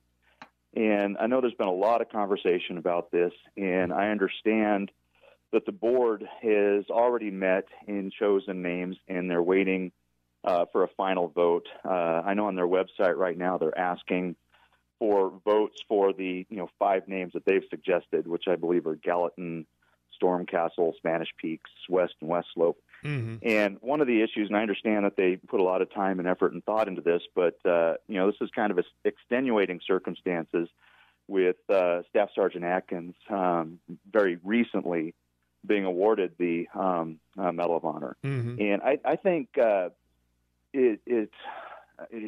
think that there's an opportunity here to do something very meaningful. And although it might throw a wrench into the process, and I understand that the last time for voting on one of those 5 names is today at 5 o'clock. Yeah, the 5 o'clock deadline. Yeah, we did a poll on this last week, and a lot of people were in favor of doing that. I met with the Vietnam vets folks, and they were going to go down and make sure that at least it was on the ballot, or at least it was included for people to consider, for the group to consider. So we talked about it earlier today as well. So I'm all in favor of doing that. Right. Well, and great. And so one of the things that I want to do is first of all recognize that this came late in the game in the process of naming the high school, but I think that it's important enough to call and let the district, let them know that there is a desire to do something more meaningful than a geographic place. I mean, this is Staff Sergeant Atkins is from Bozeman, graduated from Bozeman, did something above and beyond the call of duty to preserve others' lives. And I think that this is something that can be done that is meaningful in a state that has one of the highest populations per capita of veterans. Right. And Gallatin County being one of the highest in the state, I think that this could be very meaningful. And I would love to encourage your listeners to reach out, to email. I know they have an email address, which is trustees@bsd7.org. That's TRUSTEES at B as in Bozeman, SD7.org. Or just call the district and see if there's any way that we can get them to reconsider redoing the possibilities of naming this, because I think it is something meaningful, and I think that we should memorialize the heroes that have given such huge sacrifices for all of us. And I just wanted to go on record that I support naming the school after Staff Sergeant Atkins, and I would love your callers to voice their opinions as well. All right. Hey, thanks for the call, Troy. Nice talking to you. Thank you. For having me. All right. Take care. Yeah, Jane and I mentioned it earlier that, you can go to vote today, you can go to BSD7, Bozeman School District 7, BSD7.org, and go about halfway down the page on the left-hand side, and you'll see high school name and mascot and colors and whatever. And you can vote there, or as Troy said, you can send an email to trustees@bsd7.org and let them know that, that you might favor making it the Travis Atkins High School. So I agree. We sometimes we tend to name people or name schools after presidents, after all sorts of people, and but here's somebody who, as Troy pointed out, went above and beyond, got the Medal of Honor, and saved a lot of people, and should there ought to be more than just a name on a wall someplace, and a medal in someone's drawer somewhere. And it would make a great rallying point for everybody in the Gallatin Valley on the 4th of July. Well, that too. Yeah, it would coming up in a couple of months. But yeah, as Troy points out, I would reach out to the trustees over there, and let's see if we can do something for that effort. So, we can finish up the 5 things, Shane. We didn't get to it with Mike not being here. The FDA approved the first drug to treat postpartum depression, and that's a lot of folks suffer from that. 400,000 every year, it says. And on Tuesday, they approved the first drug specifically created to treat the disorder. It's called brexanolone or something like that. I don't know. Zulresso. So you'll be seeing it probably on your TV near you soon.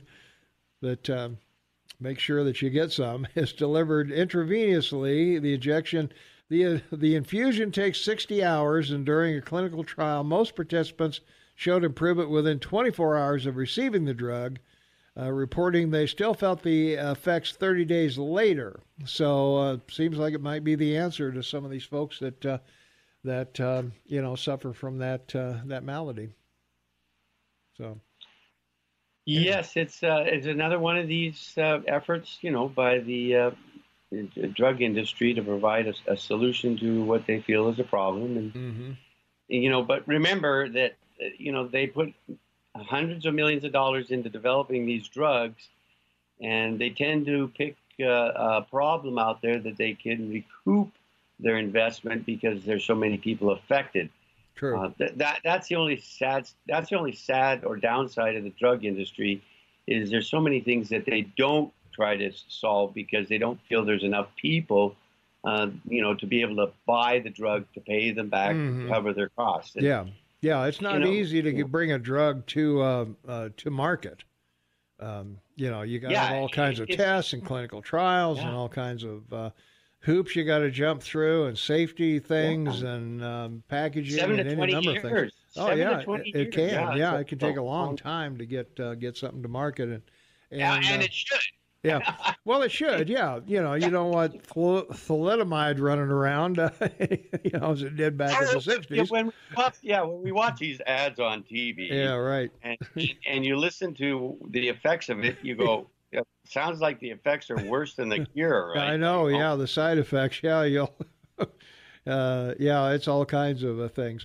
Well, from our text line, 478-8298, cursive is stupid. You know it. We all know it. So there you are. We're talking about signing your ballot. There you go, yeah. Trump high is a great idea. They could be the Orangemen. There you go. Yeah, that'll be good. Why not? Sounds like a good idea. So, well, the other thing that we talked about, we could go into it a little more extensively since Mike McCormick is taking spring break off.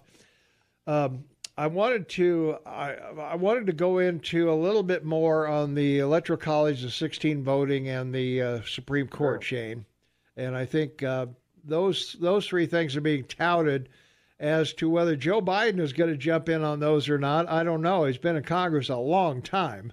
And, you know, he's seen presidents come and go and everything. And I can understand that people are a little upset that, you know, Hillary Clinton got more votes than Donald Trump, but yet Donald Trump ends up being the president. And it's even more, you know, distasteful to them that it's Donald Trump. You know, I think if it was Jeb Bush, I don't know that it would be all that bad. You know, That's right. They would, okay, yeah, Bush is a dummy like his brother, and, you know, that'd be probably the end of it. I don't think, you know, Maxine Waters would be running around impeach Trump, or not Trump, but impeach Bush. You know, I don't know. Yeah. It's one of those things that it's an easy thing to pick on. Yeah.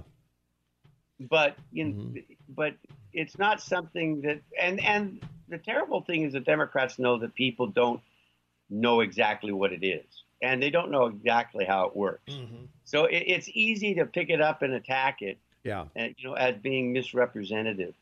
But, you know, as you pointed out, the whole reason they came up with this was because the North had a big population, the South didn't, and that's right. You know, that's why they came up with the.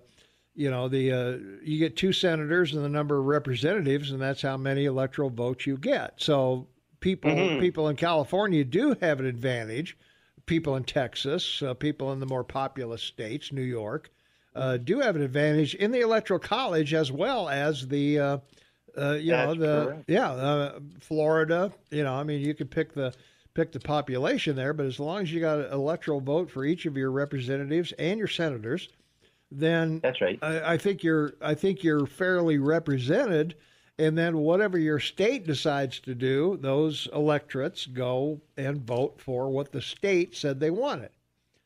Exactly. You know, I mean, exactly. Yeah. So if Montana had voted overwhelmingly for Hillary, what would we say? Well, no, don't vote for her, or vote for Trump. No, well, that's right. And California has 55 electoral votes because they have 53 members of Congress and 2 senators. Yeah. You know, Washington 8, New York 29. Mm-hmm. You know, Florida's got about 20 or 30. 29. Like yeah. You're right, 29. Yeah. Texas has 36, and they'll pick up one because California will lose one in the next census. I think Illinois got like 20, something like that. You know, and then you have the other, conservative or Democratic states along the coast. But this was taken up by the Electoral College basically was taken up, at your constitutional convention, and it was predicated on the Virginia, the Virginia model or the Virginia plan on how to, create equal representation. Right. Yeah.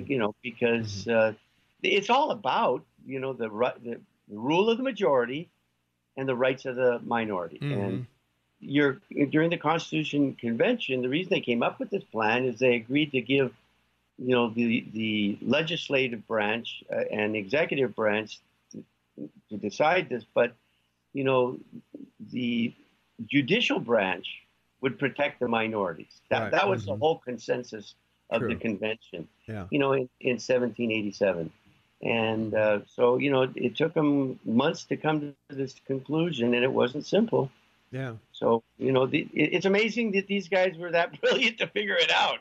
Well, yeah, it is a brilliant system, and it's worked for 200 years, over 200 years, certainly. Yeah. And, there's only been a couple of times where the popular vote has been lopsided to the convention. Now, granted, they've been in the last 20 years or so, with Bush and Gore and Trump and Hillary. But, and those were certainly closer than the difference between Hillary and Trump by a long ways. And you look at the 1960 election between Nixon and Kennedy, and here's a perfect example, folks, because it came down to Illinois. Yeah. It came down to Chicago. It came down to Cook County. Yeah. Well, who controlled the city of Chicago, right? Yeah. The Democrats and Mayor Daley and the Daley family. Yeah. Cook County, Chicago went to Kennedy. Cook County went to Kennedy. He took Illinois and won the election. And the next day, everybody in the Republican Party told Nixon, "You've got to demand a recount. You've got to." He said, "No, I can't do that. The people have to believe in their government. Yeah. I will not challenge the election." So, he did. Yeah. And it was less than 100,000 votes, I think. Yeah. The difference between the two. I don't know if we can look it up, but it was really, really close. But so it hasn't just happened, to the Democrats. They keep saying, "Oh, we've lost elections because..." No, they're not the only ones that have lost because of the electoral. No. And won't be in the future. No, but, that's right. But I can see where,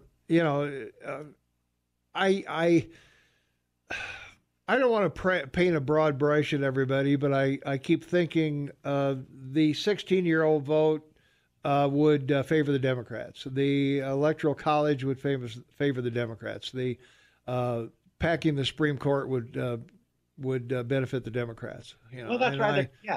But I don't see it benefiting the American people. No. That's certainly not fairly. Yeah, and that's the whole point of being in America is to, your vote counts. Or should, anyway. And it gets back to this whole problem the Democrats have. Yeah, that's true. Well, we'll talk about the problem the Democrats have right after this. So hold that thought, Shane. We'll be right back. 22 minutes after the hour of 8 a.m., Tom Eaglehoff, your morning mayor in the house. Shaman Taubman on the line, Vancouver, British Columbia, half man, half amazing. And we're on the KMMS Morning Soapbox with Tom and Shane. And, we're talking about the voting age. What should it be? We let kids drive at 16, but we don't let them drink till 18, I guess. And I don't know. There's other things you can't do till you're 21, I think. But I don't know. It's I was clueless at 16. I mean, come on.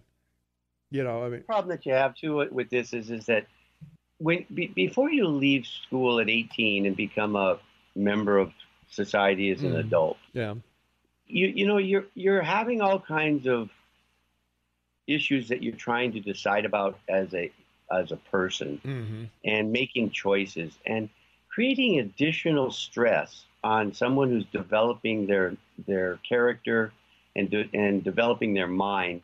I just think it's a huge responsibility to put on young people that have so much in their life they're dealing with, and to create this additional pressure. Number one. Number two, as I said in the last block, the Democrats are in serious trouble. They're a regional party. They're a party of two coasts and urban centers, none of which they run well. I mean, all of the states, all the cities that they've been involved in for the last 70 years are on the brink of collapse in your country, and that you've got a president now that's stood up to the microphone in the last presidential election and said, "What do you have to lose?" Yeah. Well, now they're finding out nothing because, as we've talked about, like the opportunity zones. I mean, this could shift the African American vote to the Republican Party, which it should be, because we've covered this at length. So hopefully there's callers out there that would like to express their feeling about realizing that the right to vote should be maintained because of the founding fathers collective idea of equal representation, which includes the Electoral College. Mm-hmm. Yeah. From our text line, 478-8298, change it back to 21, if not 24. Go along with that. I'm not sure I was any more close at 22 than I was at 24.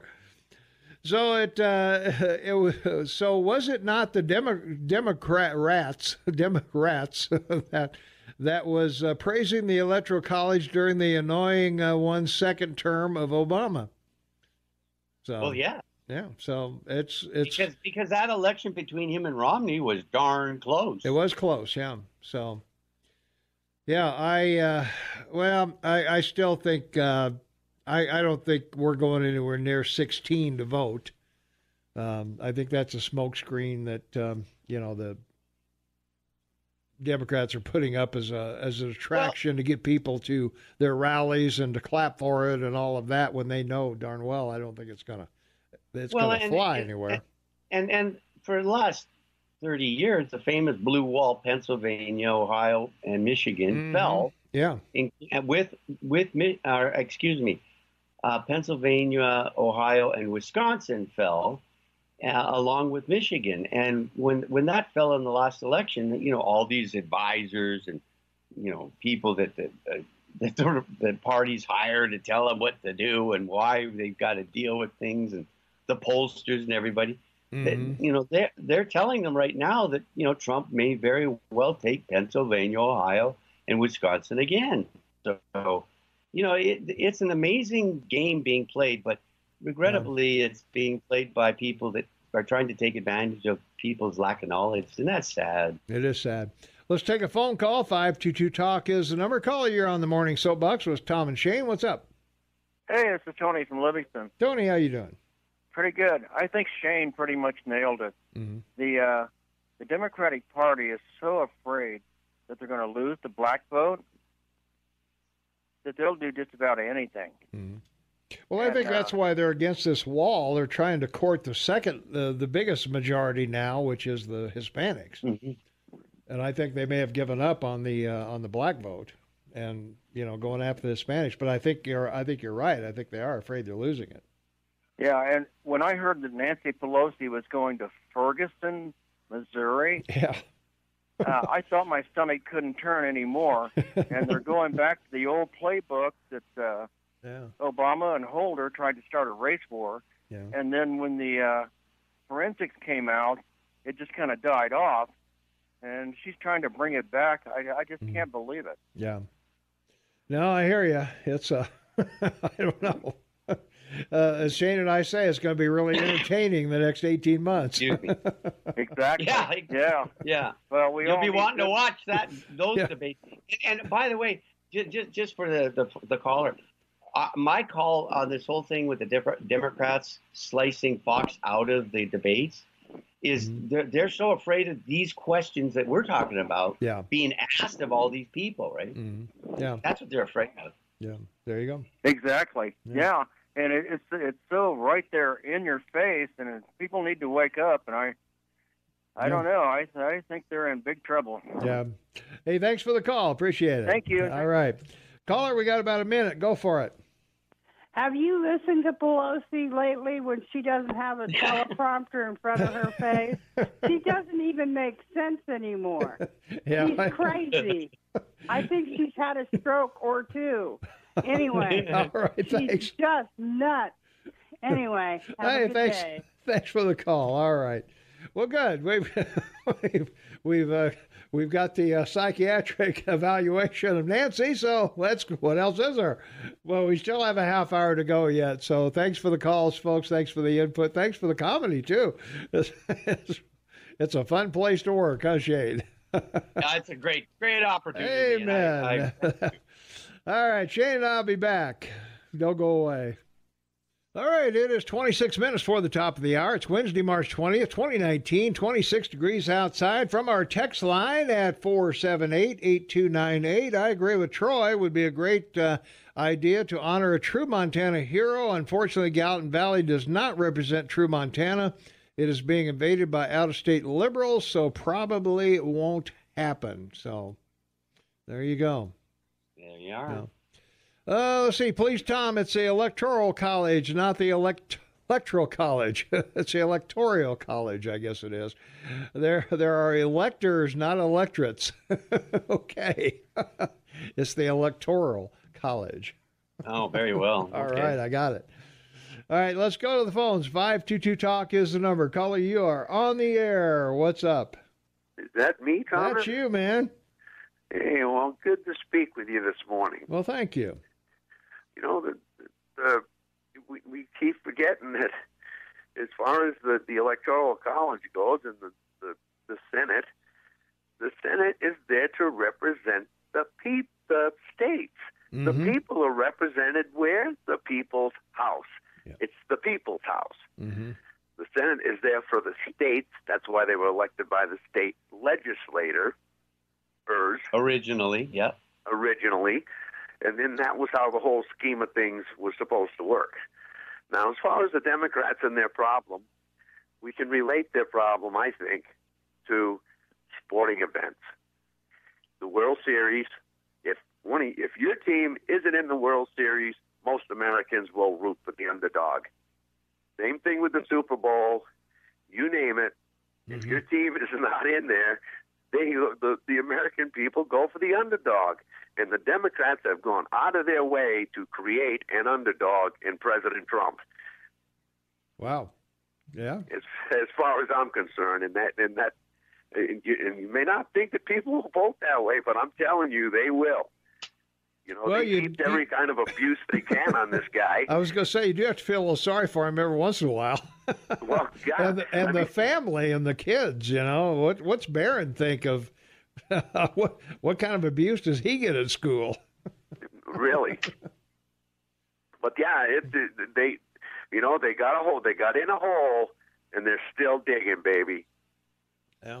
They just don't know when to quit. And it's one thing, you know, they can attack the president. Well, the first people they attacked after the president was the people who voted for him, and they're still doing that. Right, yeah. You know? Well, they've lost a lot of their positions. You know, they could have run on abortion, but of course that went south. You know, and they could have run on climate change, but that kind of went south as well. So a lot of the things that they were their pet projects, you know, they were going to run on the economy. That's out the window. Well, they should just tell the truth. Say, we want to control your life. Well, I think that's our platform. Yeah. Well, that's why they're going after the the millennials, the Generation Xers, and all the anybody under 25 that they can find out there to get them to the polls. But as we all know, the young don't vote or haven't in the recent memory. You know, they certainly didn't turn out for Hillary. But there's two important things. You know, your Bill of Rights. Since 1870, when they were 15, since then till today, they're now 28 or 27, I mean, and they've all been passed in the last 100 years, including the suffrage of 18-year-olds in, the 23rd of 71. It was proposed, ratified July 1st, 1971. So it takes a constitutional amendment to change the suffrage to 16, the right to vote. Yeah. So the great thing about your Constitution is it can be amended. Yeah. I mean, it's a great piece of work. Mm-hmm. So anyway, it's difficult, and as well it should be. And I think the move to 18 was due to war. Mm-hmm. You know, you was, yeah, sign up. yeah, it was, Exactly. Vietnam War and whatever. Yeah, sure. So it's when it's convenient for government, they do all kinds of things. Yeah. There you go. You know, you got to keep your eye on them guys back there because I'm telling you, they ain't causing nothing but havoc in this country. Well, as I said earlier, I think they're going after things that are just going to get them attention, like the 16-year-old vote, and they know that they're not going to get a 16-year-old vote. They know they're not going to. They know they're not going to get a bunch more Supreme Court justices. But it sounds good when you're standing up there and talking about it. Get rid of the Electoral College. Yeah, let's get rid of that because Hillary should have won. You know, we want the top vote getter winning. You know, come on. You know, I think they forget, when FDR was in there the first time they tried to pack the court. What happened? Oh, yeah. I mean, and why were they trying to pack the court? Same reason they're trying to pack it now.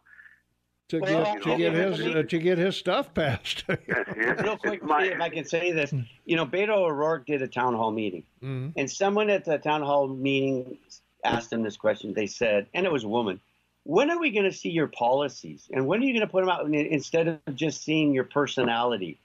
Oh, the whole audience booed her. It was unbelievable. Jeez. Wow. Right. Well, because that's not important. Yeah. No, it's not. Yeah. It's just not important. Shane. We want to know about your hair gel. That's what we want. Yes, that's right. And Tom, I'm going to tell you, you laugh at that, but I was talking to a friend of mine. A friend of mine had an 18. His daughter was 18 when Clinton ran the first time. Yeah. All right. And we're talking, and she's all excited. She says, I said, so, this was your first time to vote?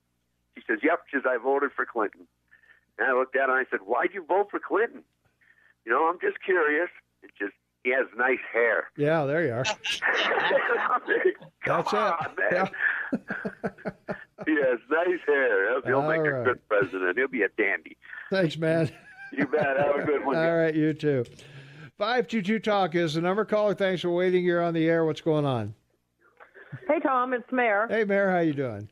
Hi, Mary. Good. Hey, Shane. The legitimate time in the country where 16-year-olds probably should have voted would have been back during the Founding Fathers, when 16-year-olds were actually functioning human beings that had to grow up pretty fast back then. Yeah, they worked in the fields. The life expectancy was in the 30s or 40s or somewhere in there. Yeah, so. And apparently the Founding Fathers, somebody didn't think it was a good idea back then, and I surely don't think it's a good idea now. Mm-hmm. If you're not paying taxes or have any kind of skin in the game, you shouldn't be voting at all. Yeah. And 16-year-olds, I remember being 16. I didn't know anything. I think we learned about the Constitution and stuff, but it didn't really sink in what it really, really meant. To my life we were concerned about other things, our friends, our parties being popular, or girls. Girls or whatever. Yeah, you're not thinking about how the Constitution really relates to your life and how government really relates to your life. So I think it's just another grab, a desperate trying to hold on to whatever power they have left, and they will do well, I think they're just takes. trying to attract attention with those things, and then once they get you over there, then they can, say, hey, we'll give you free college tuition and stuff. They can. They can't give you a 16-year-old vote, but they can give you free tuition and, free food stamps and free health care and everything else if you vote for them. But, supposedly, anyway. last few days on the radio, I think Rush started it, they had the 20 things that are most stressful to millennials. And the first one was losing their wallet or their iPhone. And as you went down the line, it was... I know, I saw that. The next one was, the screen cracking on their iPhone. And everything was revolved around their own little personal technology. Yeah. There wasn't one thing in that 20 items that concerned them that had anything to do with the country or what's going on in the country. Or anywhere else, centered around their small little life with their device. There you go. Boy, if that doesn't tell you they shouldn't be voting, I don't know what does. All right, I got to go. Hey, thanks for the call. Okay, thanks. All right, appreciate it. Thanks much. We'll be right back. 12 minutes for the top of the hour. It's Wednesday, March 20th, 2019, all the way up to 28 degrees today. We're looking for a high of 42 degrees. Shane and Tobin on the line, excuse me, from Vancouver, British Columbia. Tom Eagle, your morning mayor in the house. And you're on the KMMS Morning Soapbox with Tom and Shane, and we've been talking about the voting age, packing the Supreme Court, getting rid of the Electoral College. Boy, it just never ends, does it? It's always a good day in the Soapbox. Amen. Well, we're having a good time. From our text line at 478-8298, the libtards would be more likely to name the high school Stalin High rather than a patriot like Atkins. So there you are. So What can I tell you? That's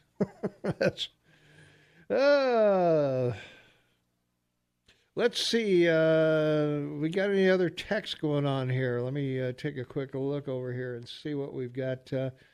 Let's see. The only way the Democrats will uphold the Electoral College as if they think they can offer it for free. That's very good. If you can offer the Electoral College for free, all right. Let's do that. All right. If anyone has doubts a 16-year-old is unfit to vote, remember the poems written by Beto O'Rourke at that age. So there we go. Yeah. And let's see. So kids can't be trusted with the Second Amendment rights until age 21.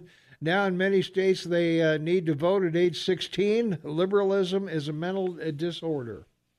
So that helps clean up our text line for the moment. And there you go. And we'll take a phone call. Then we're going to take a quick break again. Sorry. Caller, you are on the air. What's going on? Oh, good morning. This is Natisha. Hey. So, there's all these allegations, all these accusations against Trump. Mm-hmm. And even you, Tom, yesterday was like, well, there must be something. There's so many accusations. There's got to be something there. Come on. But if there was something, they would have brought it already. Wouldn't you think so? Tried to charge him with something. With this womanizing thing. Yeah. He paid off. What was her name? Stormy Daniels and McCullough. Yeah. Okay, so that doesn't mean he did anything. No. If when you're wealthy and you've got a lot of money, and someone's gunning for you, you're pay him to go away. Probably the path of least resistance to say, exactly. Okay, I'll give you this money, because I don't want to go to court and I don't want to have to try to prove my innocence. Yeah. Because so many times now people aren't innocent until proven guilty. They have to prove their innocence now. That's what they're making Trump try to do, or trying to make him do. Well, we're guilty now in the eyes of the electorate if we're accused, just like Kavanaugh. Yeah. Like Kavanaugh's a perfect example. They're doing the same kind of thing to Trump as what they did to Kavanaugh. This thing with Stormy Daniels, it doesn't mean he was guilty of anything. He's just trying to take the path of least resistance. Say, here, let me give you this money. Go your own way. Don't make me try to prove my innocence. And with the values of the property, and paying people off, you spend more money going to court than just say, here, take this, go your own way. Yeah. But overvaluing the properties, it's so subjective. One accountant might look at a property and say, oh, that's way overvalued. Another accountant could look at it and see something different and say, it's undervalued. Just look at your property taxes. How many different evaluations have you had on your property since you lived in that house? Exactly. May I ask you a question? Sure. All right, here's my question.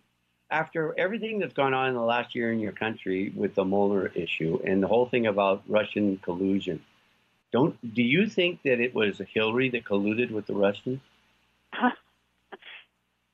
Most likely. I mean, with this dossier and all the $12 billion emails and all the missing stuff and whatever. Yeah, I mean that seems a lot more probable. Yeah, it does. And I bet Mulder doesn't even mention it in his report. No. Yeah. And with the valuation of properties, I mean, how many times, I don't know how many times either of you have bought or sold a property or a home, but you dig your back and forth. The seller wants so much, the buyer wants to pay as little as possible, the seller wants to get as much as possible. It's a negotiation, are so subjective to some point, to some extent. So, you got to go. I got to go. We got the rush up, Dave. Sorry. Thanks for your thoughts. Oh, we appreciate you calling. Thanks for listening. Well, that's the thing with the taxes. I never lie to the IRS with my taxes, but I'm going to try to get every single deduction that I can. There you are. That's the law. Hey, everything you're legally entitled to is okay with me. Exactly. All right. Yeah. Thanks a lot. All right, we got to go. Here's Rush. All right, 2 minutes before the top of the hour, Shane. We got to duck out of here. We're just about done. So thanks to everybody. Thanks for the calls and everything. From our text line at 478-8298. Trump's the only man to get a full refund from a hooker. So there you are. Sounds good to me. All right. It's after 8 o'clock. I know. Let's see. Only fools. Let me get to the text line. Only fools are the uninformed, like Democrats would want 16-year-olds to vote or get rid of the Electoral College and damage the great country to get power. So there you go. You can take it to the bank, I guess. I don't know. 100%. All right. All right. That's going to wrap it up for us. So we're going to get out of here. And Shane, thanks a lot, man.